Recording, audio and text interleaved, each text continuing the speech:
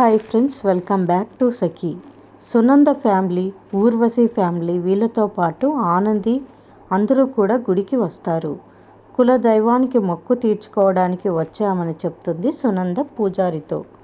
ఆ దేవునికి దండం పెట్టుకొని ప్రదక్షిణాలు మొదలు పెట్టండి అని చెప్తాడు పూజారి. ఇంకా ఆదిత్య, ఊర్వశి గుడి చుట్టూ ప్రదక్షిణలు చేయడానికి వెళ్తూ ఉంటారు. ఒకచోట ఊర్వశి నీళ్ళలో కాలు వేసి జారుతుంది. ఊర్వశి కాలు కాస్త బెణుకుతుంది. ఏమైందమ్మా అంటూ బంగారయ్య, తాయారమ్మ వస్తారు. కాలు బెణికింది నానా అని చెప్తుంది. ఇక చైతన్య ఆదిత్య దగ్గరికి వచ్చి, అన్నయ్య నువ్వు నడుస్తూ ఉండు, తనకేమీ కాదు, తన సంగతి వాళ్ళు చూసుకుంటారులే అని చెప్తాడు. దాంతో ఆదిత్య ప్రదక్షిణలు చేయడానికి వెళ్తాడు. ఆదిత్యతో కలిసి ఆనంది కూడా గుడి చుట్టూ ప్రదక్షిణలు చేస్తుంది.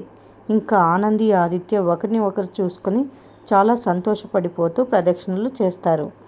ఇంకా జీవనికి అనుమానం వచ్చి ఆనంది దగ్గరికి వచ్చి అడుగుతుంది, అంటే నువ్వు నిజంగానే ఈ పెళ్ళి ఆపడానికి వచ్చావా అని అడుగుతుంది. అవును, ఈ పెళ్ళి ఆపనేకే వచ్చాను అని ఆనంది చెప్పగానే జీవన ఒక్కసారిగా షాక్ అవుతుంది. వెంటనే వెళ్ళి గుడి లోపల ఉన్న సునందకి చెప్తుంది. అసలు ఆనంది ఎందుకు వచ్చిందో తెలుసా మీకు? ఈ పెళ్ళిని ఆపటానికి వచ్చింది అని జీవన సునందతో చెప్తుంది. అది విన్న సునంద షాకింగ్గా చూస్తుంది. మరిన్ని అప్డేట్స్ కోసం ప్లీజ్ సబ్స్క్రైబ్ చేయండి. Thanks for watching.